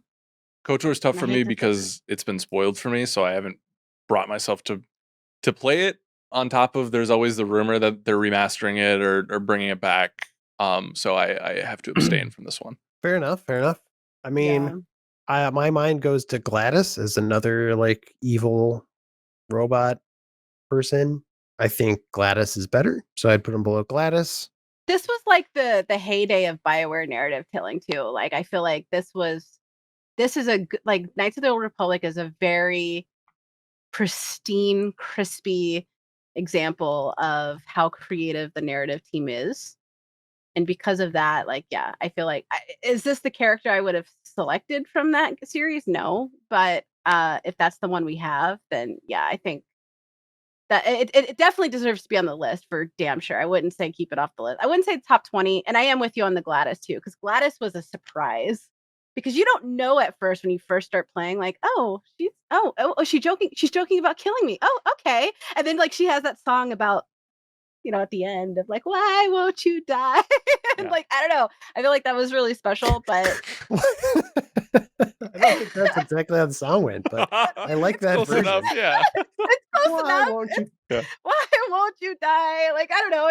It's been years, but that's the gist. Like, she wants you to the end credit song where she won't.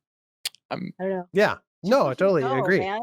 Yeah. In terms of HK though, so Oron is number 22 from Final Fantasy X. Another RPG character who people like. How do you feel about HK in relation to Oron? I disagree with Oron, so I think he should be above Oron. Okay. Above Oron. Okay. I was thinking, like above Chuck Green, around there. So that's what the algorithm was. Above Chuck Green? Yeah. I don't think he's better than Alex Vance. Alex Vance was iconic. Okay, so then is he better or worse than Scorpion? Personally, I like the look of Scorpion. Scorpion's got a cool vibe, but I'm not trying to insult Mortal Kombat fans. Less personality, maybe. Are we factoring in icon factor? Because Scorpion is much more rooted. Yeah, a little bit. That factors in a little bit. I'm tempted to put him right below Scorpion now that I think about it. Right below? I would agree with that. I think that feels right. Scorpion above Chuck Green would be a good place for him. So the new number 21, right below Scorpion, right above Chuck Green. That's we did it, folks. Representation. It's just the science. I'm curious to see where this one goes. It's not another 47 character as far as I know, although that would have been a cool theme. Yeah, that would have been good. So number 3, Geralt of Rivia of the Witcher series. I know you guys aren't adding characters outside of video games such as Batman or things of that nature, but I feel like Geralt really found his footing in the video game world and thrived. Just like Agent 47, Geralt has an immense story and is a really cool character to play as in the world. Yeah, I don't know. Do you guys feel like he's enough of a video game character, even though he originated in a book? I was going to say, there's a whole series of books, though, that I guess, let's break the rule, but inherently then I feel like that means like Batman's fair game, even though Batman made its legacy before that. The books like expand The Witcher's lore, though. They're not separated, right? So you could look at something like The Last Wish as a prequel to the series and get more out of that character. And the Netflix series too acts as prequel. And then the comic series by Dark Horse. Like he's a standalone from the books completely. Like it's its own narrative. Stoic characters don't do a ton for me, but Geralt is the exception. I think he's great. Geralt's incredible. Are we... I'm going to keep going past that, Liana. Wait, what? I missed it. He has a voice that he says hi, and then I don't care if you're a guy or a girl, you're automatically pregnant. I don't make the rules. That's science. And then we have the bathtub scene that also puts him at least in the top 20. So we are ranking him, to be clear. He's fair game. He has to be on this list. He's got to be. Okay. He feels like a video game character, even though he didn't originate in video games. Like if you say Geralt, he's like, oh, that video game character. Yeah. I feel fine breaking the rule, I guess, for him in a way that, if you say, oh, Batman, people don't think of a video game character. True. He's not a video game character first, if that makes sense. Yeah. A lot of people I don't know. I'm fine with it. We're breaking the rules. Let's do it. Science is meant to be broken, right? Exactly. In terms of the voice, though, it's interesting. I guess the voice always bothered me a little bit. It's a little too because you got pregnant. You're not supposed to be. I think the fact that I was carrying a child while playing that game really tarnished my experience somewhat. I feel you. But like, it definitely grew on me throughout the whole game, right? Children usually do. He's got a decent look, my child, and I don't know, he's fine. I don't know. I love that game. I love The Witcher 3, but I guess Geralt himself, like, always like, it's a good character to have as that game, but I feel like we could have done I actually like his story in Witcher 2 a lot better than I liked his story in Witcher 3. I felt like The Witcher 2 expanded him as a character way more. I think Blood into Wine expansion for Witcher 3 and Witcher 2 did more for Geralt as a character than Witcher 3 base game. And I feel like and sorry to anybody that's a fan of the book, and I've read, for backstory, I have read all of the books. I feel like the games gave Geralt a second lease on life because there were so many inconsistencies with that character in the novels that the games kind of corrected in terms of his outlook and his personal philosophies and things like that. And I think this is a good one to break the rule for, because a lot of people don't even know the books are a thing, which is sad because they are really good. Yeah, Last Witch is great. It's a really good book. Yeah, it's phenomenal.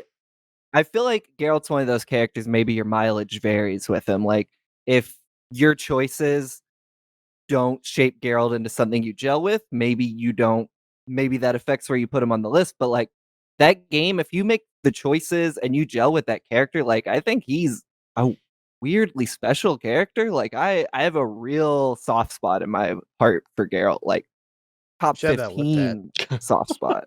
A lot of medical. Well, that's an interesting question. Yeah, I was looking at Ganon. I don't know why I felt like kind of like the right place, because like similar vibe to me, although Ganon's less fleshed out. I think Ganon looks cooler and is more menacing. I don't know how you guys feel about Geralt in relation to Ganon. Well, Geralt would kill Ganon for sure. 100%. You put the right oil on his sword, it'd be over. 100%. I think we should factor in which character Geralt would kill. I don't know. Would he kill Pikachu? Would he hunt down the Pokemon? Yeah, it's a pocket monster. And he hunts monsters. Emphasis on monster. Yeah. I would play that game, by the way. About this. And it's about time someone does it, in my opinion. He would definitely kill Chibi Robo, too. 100%. He would take that little punk down. And Agent 47 while we're at it. Oh. Not Ashley Graham, though, right? No, that would be messed up. Why would you even suggest such a thing? That'd be rude. Yeah. All right, well, above the president's daughter. Above Ganon, we have Master Chief. As a diehard Halo fan, I can't in good conscience put him above Master Chief. I'm sorry. I gotta pull this list back up. Hold on. I can't. And that's preference. I can't do it. I think our community would also take fault with that. But I personally do like Geralt better than Master Chief, but I feel like Master Chief is just so iconic and has a better look, and Xbox I'm fine has having him. Something, damn it! Let He them can't keep bringing him down. I think Geralt between Master Chief and Ganon feels good to me. I think that's a good spot. All right, he's the new number 14, right below Master Chief. Beautiful. Great, guys, we did it. Agent 47 is the ironic thing, number 47. He's above Big Daddy, and there was all that pregnant talk. That's funny. That's funny. Sorry. Oh, get us out of here, Ben. All right. Well, thanks for watching or listening to this episode of the show. And before you go, Trick, Mike, we have one last segment of the show called Get Wrecked. So let's recommend some things. What do you guys want to recommend, Liana? Oh, God. I was not prepared. I forgot about this. I'm prepared. Yeah, go for it, Blake. I want to recommend Liana's piece on homelessness in Yakuza. I thought that was an awesome angle. I'm a sucker for articles on the ways personal experiences and video games sometimes intersect. And I never thought I'd see a piece like that. So when Liana pitched it, I thought it was a brilliant idea, and I thought it was executed very well. Unfortunately, I don't have the headline off the top of my head. So thank you. Yeah, no problem. I think that's one of the coolest things we have on our site right now. So all right, Liana, now you have to say thank you to Blake. Recommend something of his. Recommend my piece now. It's my turn. It's hard to recommend, honestly, because this last month I feel like we've been on a content high track. Like everybody with the new team, on top of all of the OGs, like I really feel like the inspiration has been like an all-time high. There's everything. There's everything here that I really like. Read the site, the whole site. I am, yeah. I mean, honestly, I want to say that because I can't pick. Alex, you got to go. All right, Alex. What are you recommending? I think I have two. Well, it turns out into 5 videos, but I have 2 like series to recommend. First, the illustrious Alex Van Aken did a coolest features for both the Xbox Series X and the PlayStation 5. And I think especially if you're new to like the Xbox ecosystem and PlayStation as well, but I think you should take a look at those and see the nitty gritty of what your console can do. And then Dan Tack did a full Demon Souls playthrough, and I know I learned a ton from listening and watching that. So if this is your first time with Demon Souls, like it is mine, definitely check that out. He gives some really helpful pointers. He's entertaining as hell to watch, and he gets through the whole thing. So great. I want to recommend, we just dropped a spoiled on Spider-Man Miles Morales, which is I had a lot of fun discussing that game and dissecting it and dissecting the story a little bit. It increased my enjoyment of the game actually in a weird way. So good. I recommend checking out that discussion. Blake and Alex were on it. We also had Marcus and I was on it, and Brian Shea. So it's a fun discussion. So check that out. Cool. Brian Shea. Well, thanks for watching or listening to this episode of the GI Show, everybody. Please like and subscribe. Subscribe to our magazine. And whatever you do, come back next week. Until then, game on.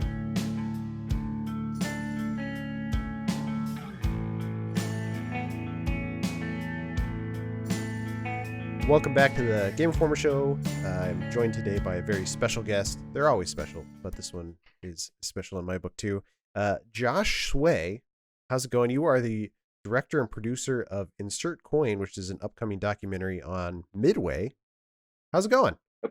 Good, thanks. Thanks for having me. Things are not bad, considering. Yeah, that's great. It's good to hear that you're doing well. You, full disclosure, I believe you worked for Midway back in the day. Is that correct?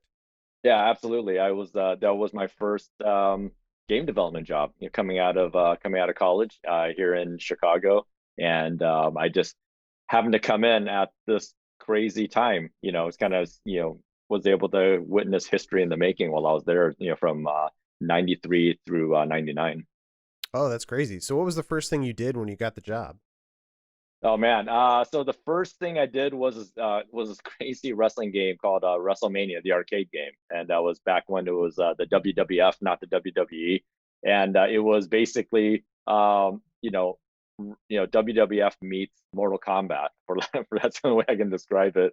And I worked as what we back then were called video artists. So we did everything from character art, pixel art, to environments, visual effects and everything. Back then, teams were only about 5 people, so everybody did multiple jobs.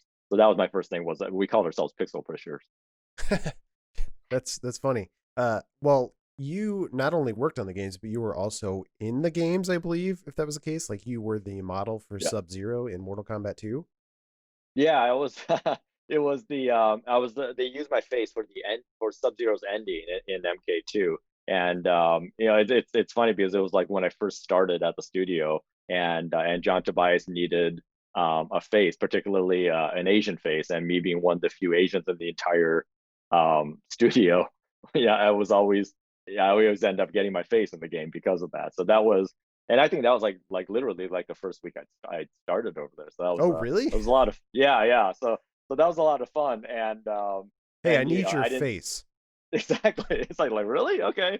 And I didn't think it was going to be a big deal. And then, 20 plus years later, it keeps popping up. So, I'm hoping it just turns into a meme. That's my goal in life. Yeah, that'd be great. It'd be impressive if you got recognized on the street, actually. That'd be a real mark of that'd be amazing. But then, according to my notes, you were also Liu Kang in Mortal Kombat 4 and Kung Lao in Mortal Kombat Gold. Like, what was that process like? How did it being put in the game? It was really simple because it was so primitive back then. It was literally like, hey, I'm just gonna take a picture of you. And in the case of MK2, it's just a 2D image that they composited in. But like for MK4, for Liu Kang, Dave Mikicic, who was one of the lead artists in that game, I've known him since my college days, and he's just like, hey, I'm gonna put you in as Liu Kang. It's like fantastic, So they just took a picture and just mapped me onto the 3D model, and that's just the way it was back then. It was just like everything was like, as big as these games were, everything was just done almost in a very, I don't know, like simple attitudes. It's kind of like, hey, let me borrow your face really quick. I'm gonna put you in there, or somebody's girlfriend happened to be around and they needed a face for that or whatever. So it's super casual, and then next thing you know, they're in these billion-dollar franchises. Sure. I mean, these days, if somebody puts you in a game, we have these big rigs, and you sit inside, and they 3D scan your face. Like back then, were they just taking Polaroids? Like what was it? Yeah, no, it was like, in fact, even when I think about it, back then we didn't even have digital cameras back then. So a lot of times it was like take a picture, print it out, and then put it in front of a high camera and take a quick video screenshot and get that into the game. So it was just looking back on it, was just ridiculous. Now at the time we thought we were on the cutting edge, getting video into games and things like that. But yeah, anybody who would look at it now would think like how did you live before the internet and creating these things? Yeah. What were you idiots doing, kind of a thing. But little did they know how it worked. Yeah. Exactly. That's cool. But so then being in the game is really cool, obviously. And then working on the game, you were the artist, right? So you were doing a lot of the art, like background work too. Yeah, everything. I mean, on WrestleMania, I worked on a ton of the characters, and every character sprite was touched up by hand. So even though we digitized video, we doctored it up like crazy and made everything a little punchier, more just better looking than real life. But then creating the backgrounds, creating all the visual effects. One of my favorite things in that game was like when you punch Doink the Clown, like bowling pins fall out of them, or if you hit Yokozuna, like fish comes out of them and things like that. So that was. And again, it was kind of like this attitude of, hey, we're just going to put anything that we think is funny, we're going to put into the game. There was no like master plan. So the freedom was really cool, and that always stuck with me. Yeah, I've done video game development for a long time, but those early days of just that level of creative freedom and nobody watching over you stuck with me a lot. That's awesome. Cool. So when you were working on those games back then, when you were working at Midway, did you think, someday this could make a really interesting documentary? I think, I always think about this. I always knew that when I was working at Midway that even back then that there was a lot going on that was just huge, and it might have been just because, we were kind of like in this weird bubble. So we thought everything was important that we were doing. But it wasn't until a long time later that I realized that, that I had a good view of the overall story of Midway as opposed to each of the individual games. And so I always had a sense that, hey, this, all the stuff that's going on that I'm witnessing is important. Maybe not necessarily for a documentary, but, much later on, as I'm seeing video game documentaries really, popping up a lot, and a lot of them are very good. I started realizing like, yeah, you know what, this story, should be told. And I think there would be interest in it. Sure. You have Eugene Jarvis in the documentary, who's obviously, legend in the field. Were you working closely with him back in the day? Yeah, he was on, he had his own team. And so Midway had a few different teams, and Eugene was on his own. So I didn't work directly with him, but I saw him every day because his team was right next door to ours. But it was amazing because when I'm a child of the 80s video game era, and so I was a huge fan of Defender, Robotron, Stargate, all those games, and I knew all of his games. Yeah, and I knew Williams' games very well. They had a very unique attitude about them, and so my first day starting at Midway, Williams ended up becoming Midway. My first day working at Midway, I'm introduced to Eugene Jarvis, and I was starstruck. I mean, I just couldn't believe it. Like I didn't know that he still was there, and so and it was amazing because this guy is a video game genius, and he still is. And he just came up and he's like, hey, pleasure to meet you. yeah, if you want to hang out sometime, maybe we'll go grab lunch. I mean, he was just such a cool guy, and I left such an impression on me. So, and and in the film, he's featured, very prominently because of how influential he is. Sure. Yeah. I mean, any insight on just like what you feel like he's brought to the industry?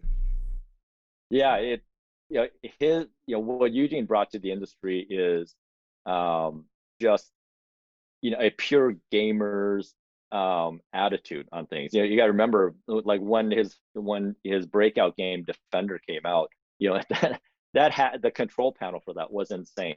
I mean, it was a very hard game to play, and it still sold like gangbusters. It was one of the top selling video games of all time. But this was coming in an era where games were like Pac-Man or Donkey Kong had the joystick and maybe one button and stuff. And he just, he wanted to make something that people needed to learn to play. And but once they did learn it, there was a huge satisfaction in it.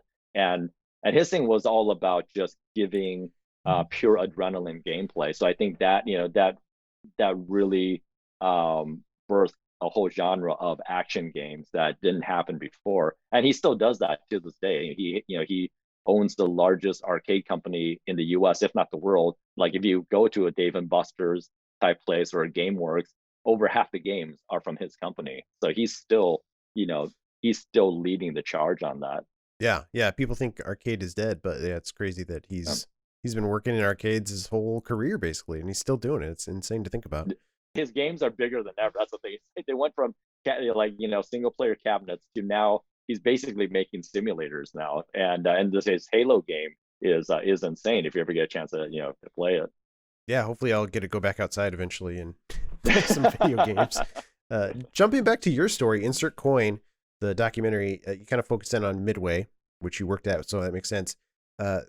Obviously, Mortal Kombat was a big deal. NBA Jam, another big deal. One of my personal favorites, Smash TV, kind of came out of that era. What do you think it was that made Midway special? Why is this story interesting to you?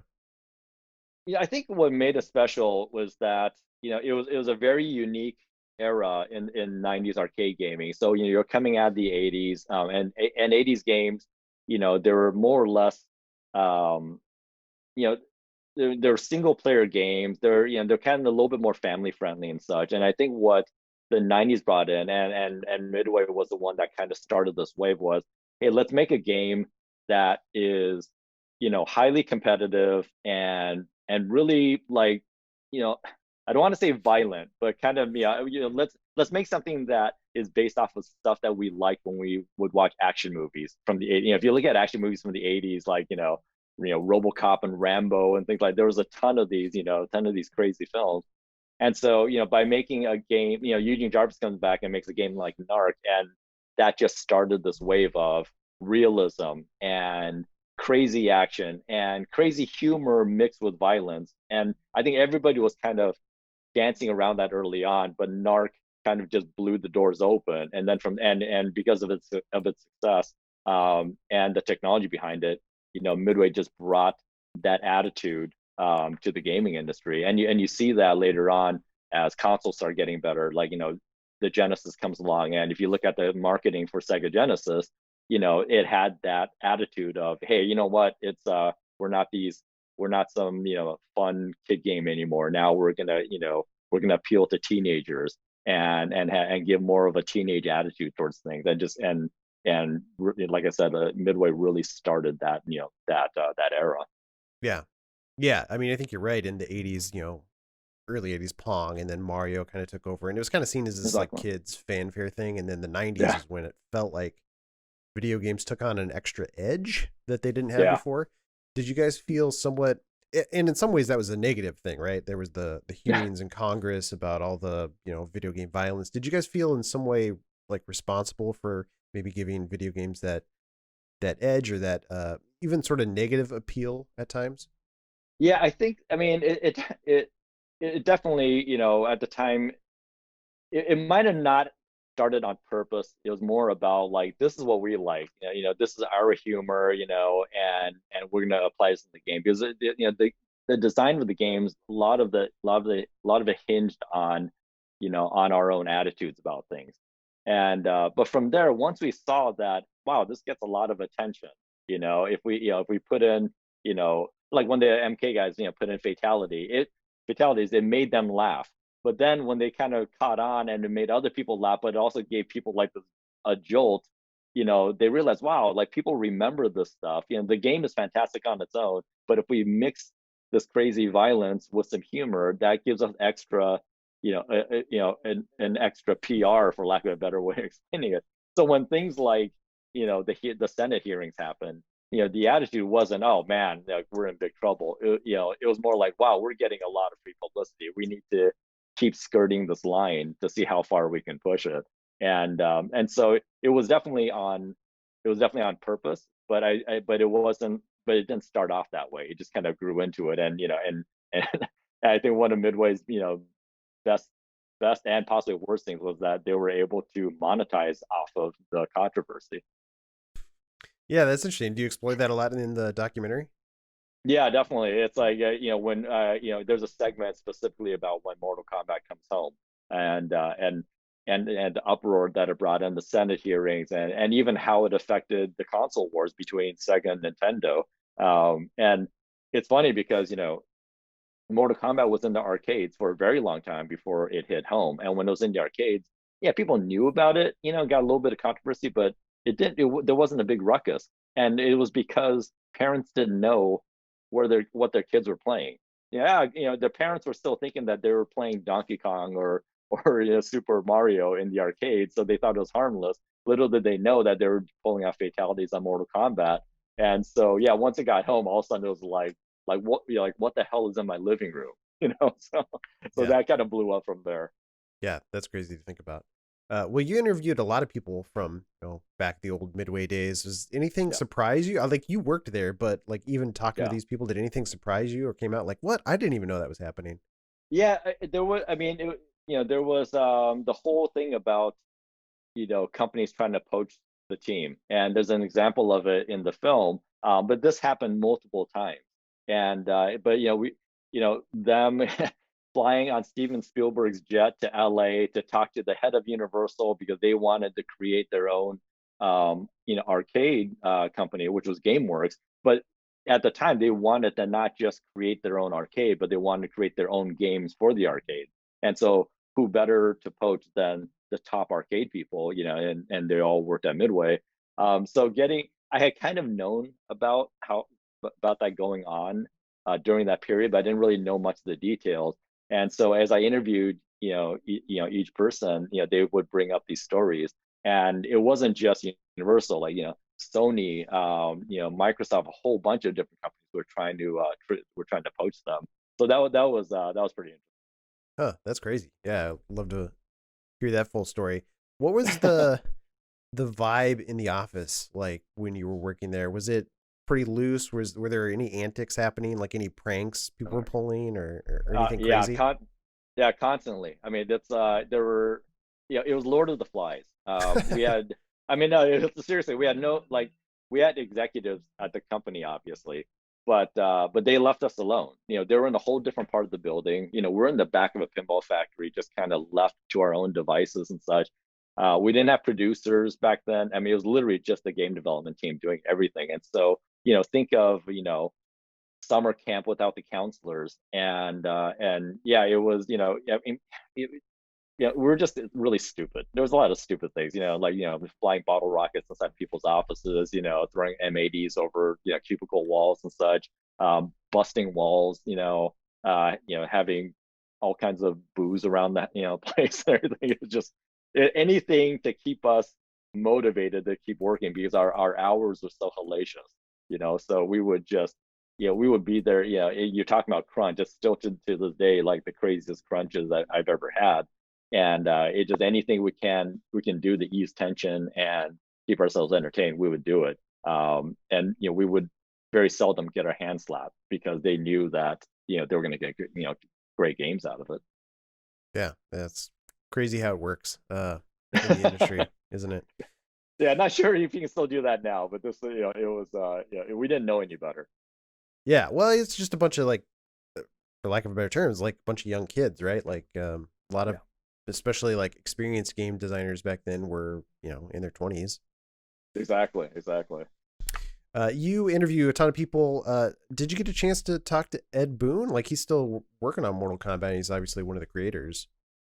Yeah, that was, you know, that was definitely something that I had talked with Ed about quite a bit, and I think I think we talked, for like the course of a year about different things, and I kept him informed, on what's going on with the documentary and stuff. But Ed, he's still working, on the Mortal Kombat franchise. He's still in the middle of it, and so really his involvement was going to get very complicated in the film. So he isn't in the film, but I made sure that he was represented well in it, and obviously I would have loved to have him in, but ultimately it's about the team and the collection of games that they all put together. So I didn't want to I wanted to make sure that he was represented well in there, and but also we don't really concentrate on any one person either, so it kind of evened out. Sure. I do see that you got to interview John Tobias, who was like the other co-creator of Mortal Kombat, so that's good. Get that in there. Yeah, no, John is amazing too. I think he's one of those. I mean, obviously MK fans know John really well, but I think one of the things that I'm hoping that the documentary does is like gets people to know like how influential John's work is. He's one of the best video game artists in the history of the industry, and really just I've worked with him for many years, and I'm always amazed by how talented he is. Yeah, there's a lot of video game documentaries out these days, which is cool if you're a video game fan to kind of learn the history. Is there anything else that you point to as like, oh, this is really good work that people should check out? Obviously Insert Coin, but like anything else that inspired you particularly? Yeah, I mean, there's a lot has inspired me. I think that the two that definitely pop up in mind first is one is Indie Game the movie, which I thought approached the subject of video game development really well, and it really showed like how hard it is to make a game and try to market it and everything else.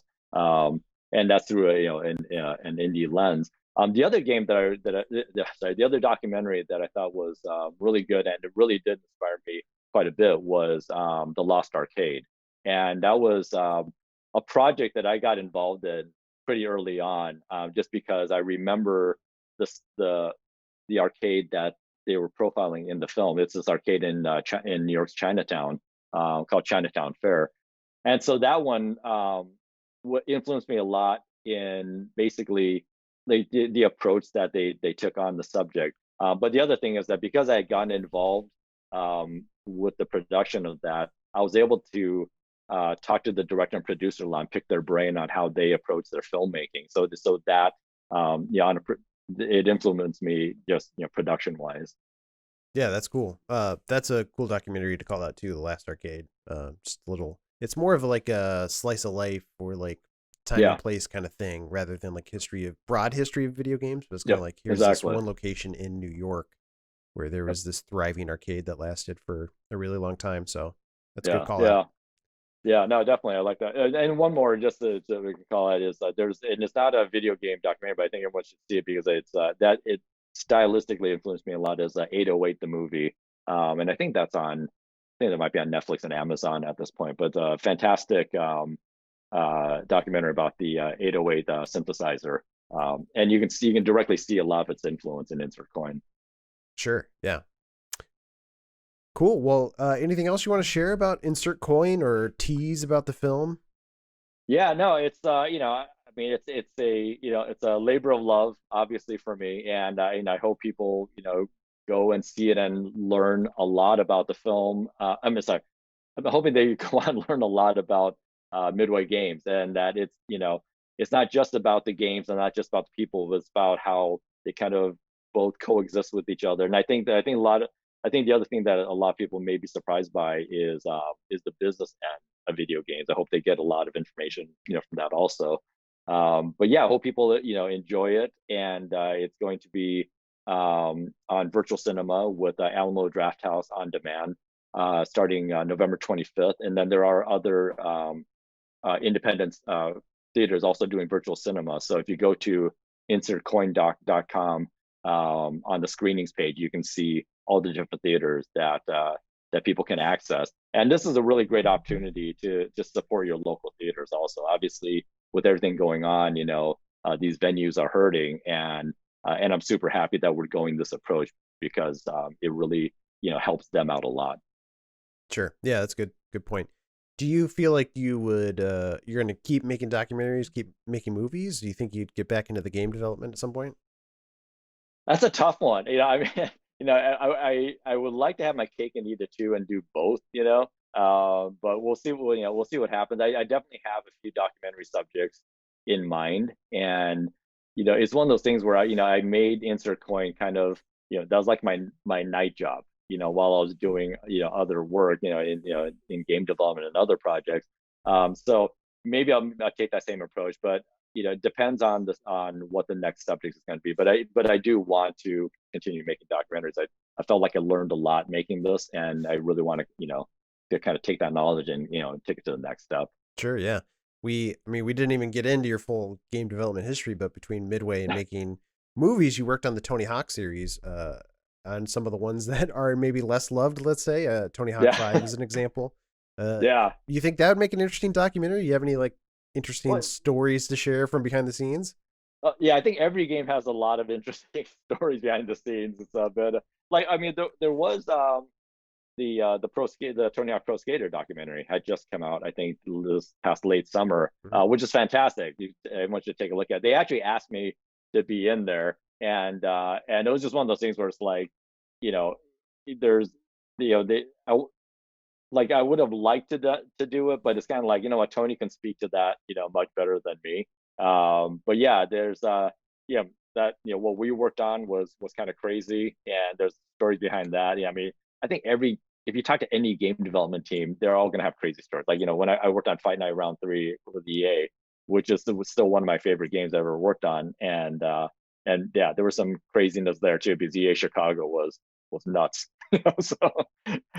How so? It was just like, it was just the it was just the pressure of making an annualized game. It's like, back then Fight Night came out every single year, and then from Fight Night 2 to Fight Night 3, there's a console shift. So going from Xbox to Xbox 360, the team had to really up the visuals. And for those who played round 3, it's like back then it was one of the best looking games ever made. I mean, it's and I don't obviously I'm biased about it, but like the technological gains, the leaps that game had was just amazing. But it had to be done in a 1-year cycle coming off of round 2. And so you're talking about crazy crunches, arguments, just making stuff up as you're going along, fake PR videos and stuff, just it runs the gamut. Yeah, I mean, oh gosh, it has to be so hard. It would feel like it never ends, like this treadmill of like, all right, we finally shipped this game, but you know what? Guess what? It's only 365 days until the next one ships. So exactly. And the game that shipped already, is full of bugs and this, I think it's game development in general. Like somebody should make a documentary about how like nuts it is, and how like things, the concept of, hey, a game is never done, it just ships, and hope to God that that the bugs are going to be okay. And it's mind-boggling. I guess last question, what do you think is easier? Do you think it's easier to make a documentary or make a game, since you've done both? No, not that making a documentary is easy, but it's definitely far easier than making games. It's a miracle any games can be made, especially larger games. But I always tell people that in regards to entertainment, entertainment media, video games are the hardest things ever to make. It's not even close. I mean, it's the simple fact that you're making whole worlds that anybody can explore. Characters can do anything that you want them to do, and things like. I mean, it's mind-boggling. And I've been in game development for 25 years now. We're probably over 25 years now, and technology is always shifting. Filmmaking. The cameras may change, things like that, but it's still pretty much the same. The rules are there, more or less. Whereas in video game development, it's technology married with entertainment, and technology is always changing, and you're always playing catch up. And so every game feels like you're starting over again. I don't think I've ever worked on a game where the next one is easier because we're just doing the same thing but adding to it. Yeah, it'd be nice if everything just got easier. Yeah. But it doesn't, unfortunately. Josh Tsui, thanks for being on the show. We really appreciate it. That's Insert Coin. Go check it out. You said Alamo Draft House. You can just go to insertcoin.com and check out where it's playing, hopefully in a virtual cinema near you. Yeah, it's insertcoindoc.com. Sorry. Insertcoindoc.com. Perfect. Yeah, because there was an Insert Coin book. But no affiliation. Yeah, there's like tons of stuff called Insert Coin. Yeah, it turns out that's a popular phrase in gaming lexicon. I should have changed it to something else. The Midway files. I don't know. Yep. Cool. Well, Josh, thanks again for being on. And thank you for listening or watching to this episode of the Game Informer Show. Please like and subscribe. Leave us a review. We really appreciate it. And come back next week. We'll have another episode waiting for you. Thanks. Game on.